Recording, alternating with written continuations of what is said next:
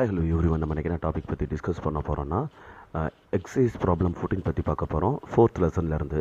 So பார்த்தீங்கன்னா ஒரு long சொலினாய்டர் இருக்குது. அதில் பார்த்தீங்கன்னா 400 டர்ன்ஸ் per சென்டிமீட்டர் இருக்குது. ஸோ இதில் எவ்வளோ கரண்ட் பாஸ் ஆகுதுன்னா 2 amps கரண்ட் பாஸ் ஆகுது.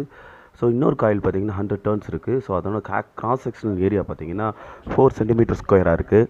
It's placed on axial line inside the solenoid so that coil is the field produced by the solenoid. Find the EMF induced in the coil if the current through the solenoid reserve its direction in 0.04 seconds. என்ன கேட்டிருக்காங்கன்னா, இப்போ mutual இண்டக்ஷனும் அந்த பார்த்தீங்கன்னா E2 சொலினாய்டில் எவ்வளோ quantity of current வந்து flow ஆகுது அப்படின்றத கேட்டிருக்காங்க. So உங்களுக்கு நல்லாவே தெரியும், நம்ம மியூச்சுவல் இண்டக்ஷன் ஐடென்டிஃபை பண்ணுறதுக்கான ஃபார்முலா வந்து உங்களுக்கு சிமிலர் தான். N1 N2 A divided by L.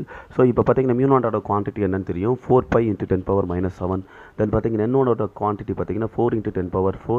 Then N2ஓட quantity பார்த்தீங்கன்னா 100 into 4 into 10⁻⁻⁴. தென் பார்த்தீங்கன்னா L பார்த்தீங்கன்னா ஒன்றா இருக்குது. ஸோ இதெல்லாம் மல்டிப்ளை பண்ணோம்னா 4 உங்களுக்கு தெரியும். 4 4s are 16 வந்துடும். 16 4s are உங்களுக்கு 64 வரும். ஓகேயா.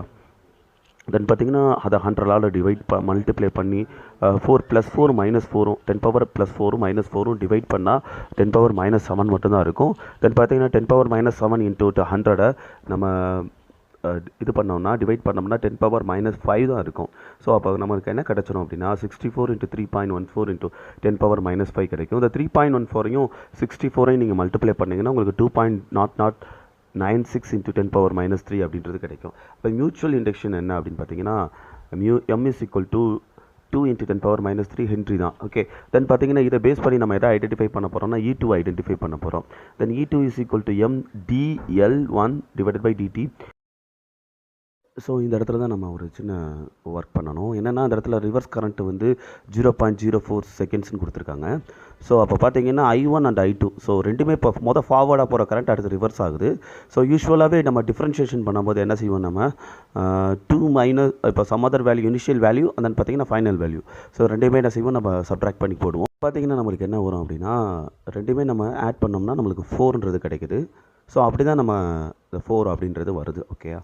di divided by dt ஓட di வந்து 4. ஓகே. அண்ட் தென் பார்த்தீங்கன்னா dt பார்த்தீங்கன்னா 0.04 இருக்குது.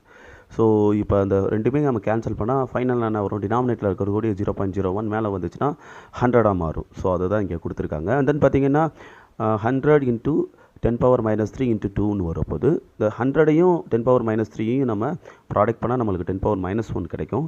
ஸோ சிம்பிளாக 10⁻⁻1 into 2 நம்ம 0.2 volt அப்படின்னு நம்ம டிஃபைன் பண்ணலாம்.